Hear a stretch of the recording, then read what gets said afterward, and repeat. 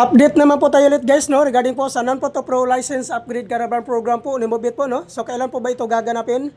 Gaganapin po ito guys sa February 14, 2026 po. So araw po ito ng Sabado ulit. Kung ikaw po ay isang non-professional driver's license holders at gusto pong i-upgrade ang inyong license to professional, sumali na po kayo sa programa na ito dahil napakarami na pong natutulungan ni Mobit po about po sa programa na ito. Take note po guys, limited slot lang po ito. 300 applicants lang po ang tinatanggap po dito. Kaya po kung ikaw po ay gustong sumali sa programa na ito, ay mas mabuting agahan nyo pong pumunta para po kayo po ang mauna sa pila po dito. At ang kagandahan po dito guys, pag once ma-activate ka po dito, ay magkakaroon ka po ng 3 service type po. So ano po ba ito ang tinatawag na 3 service type po ni Move It?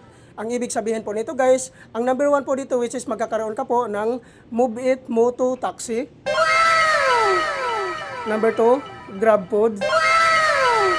At number 3 naman ay Grab Express. Take note po guys, para lang po ito sa mga new applicants po ni Move It po, no? At ang kagandahan pa dito guys, pag once ma-activate ka nga po dito kay Move It, ay makakaabil ka po ng 2,000 activation bonus po dito kay Move It. So, napakaganda po dito guys, no?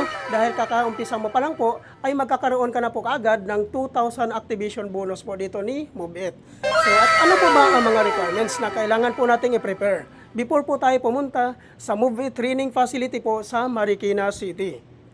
Ang number 1 po na requirements dito guys, which is yung existing non-professional driver's license, 6 months and above ang validity. Number 2, NBI clearance. Number 3, tax identification number or TIN number. Number 4, no LTO violations. Number 5, motorcycle ORCR. Number 6, 2020 and above motorcycle year model. At number 7 naman po, ay kailangan nyo lang pong magdala ng 1,000 pesos po. Yun po yung gagamitin nating pambayad sa medical at sa LTO processing. At regarding naman po doon sa hindi po nakapangalan sa inyo yung ang mga motor, ay kailangan nyo lang pong magdala ng authorization letter.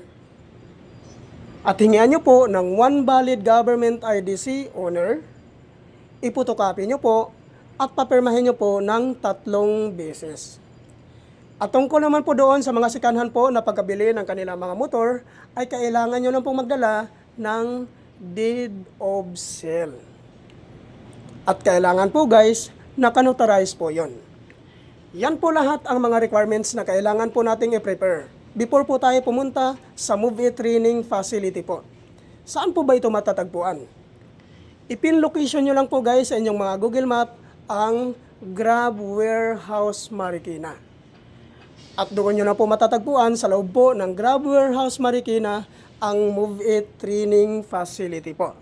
So ayan po guys, no? So, wag nyo na pong sayangin ang pagkakataon na ito, no? Dahil po by schedule lang po ang ating non-Photo Pro License Upgrade Caravan po, no? Kaya po, pag once may schedule na, pumunta na po kayo, wag nyo na pong sayangin po ito. Sana po guys, nakakatulong po ito ang update ko natin sa inyo. Thank you for watching.